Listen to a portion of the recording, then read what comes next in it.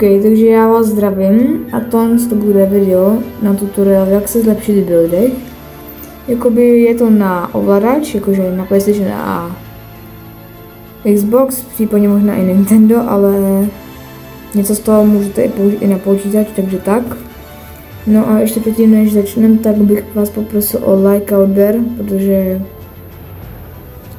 je to docela těžký dělat ty videa. No a jdem asi na to. OK, teď začneme asi teď začneme trošku nějak. Takže vám teď řeknu jak postupovat třeba. Pak vám ukážu moje začátky a moje jak hraju teď. No a zkrátka, je dost dobrý, když si zapamatujete, kde si máte co. Kde máte stěnu, schody a tak dále. A tak je dost užitečný, když hrajete hry, jako je třeba různé hry, protože když vás zabijou, takže vlastně v té hře nespawnete se hnedka, ale vlastně i jak se říká, vlastně i budete koukat, jak hrajou a podle toho vlastně můžete i se učit, jak to dělají. No a teď vám tady vlastně ukazuju takový moje začátky, jak jsem začínal hrát. Prostě jsem stavěl, no a jak jsem říkal, tak prostě je dobrý sledovat hráče, jak to dělají. A tak se prostě různě od nich učit, zároveň se pamatovat jak co. A je dost dobrý si upravit nastavení. A jsou různý typy držení ovladačů, já jsem to bohužel zapomněl natočit, takže teď už jsem začal dělat to video, jsem si to nechám být, ale na YouTube možná to někde najdete, prostě různý typy držení ovladačů, ale na Xboxu nevím, spíš na PlayStationu jsou lepší ty typy různý. No tady má tak zhruba moje začátky. No a zkrátka si pamatovat, jaký tlačítka jsou kde, co s tím postavíte. A prostě různě sledovat hráče, jak hrajou. No a tady má tak zhruba, jak jsem byl lepší potom. Jak jsem byl tak středně, po té cestě, co hrajou, jak hrajou teď. No a zkrátka, takže se musíte sledovat hráče a prostě snažit je nějak napodobovat, aby to bylo co nejlepší a zlepšovali jste se. No tady byl tak zhruba moje druhý, jak jsem dělal dřív, a samozřejmě jsou tady edity, takže edity taky jsou nastavení, dobrý nápad si upravit. A pak vám to vlastně nenak moc padá, musíte prostě trénovat.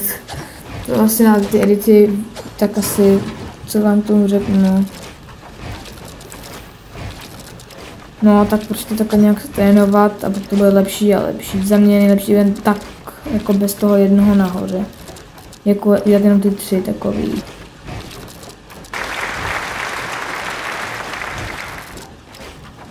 No, takže zkrátka prostě trénovat, koukat na hráče, jak to dělají, upravit si nastavení je určitě dobrý, no a tak to je asi, co vám k tomu taky můžu říct, teď mám ukázku, jak teď hrajou, jak teď hrajou vlastně. No a taky jsem ještě dobrý určitě nápad udělat to, že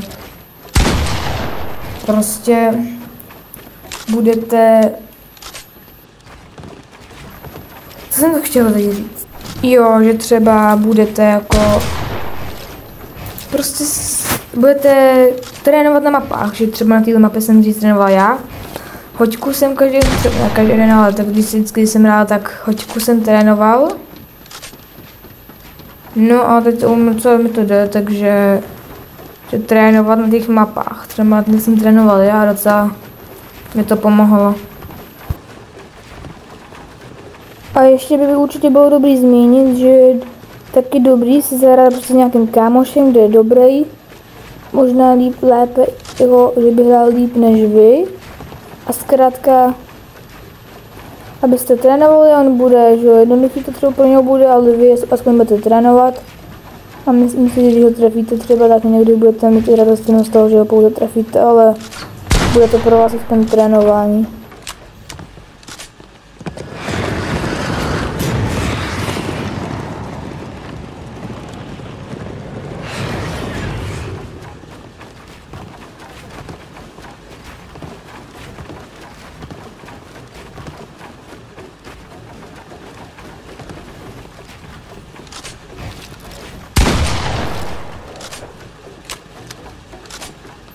A prostě tak, no.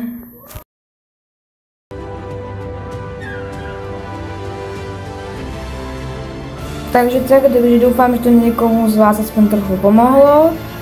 A samozřejmě budu rád za odběr a za like a zatím čau.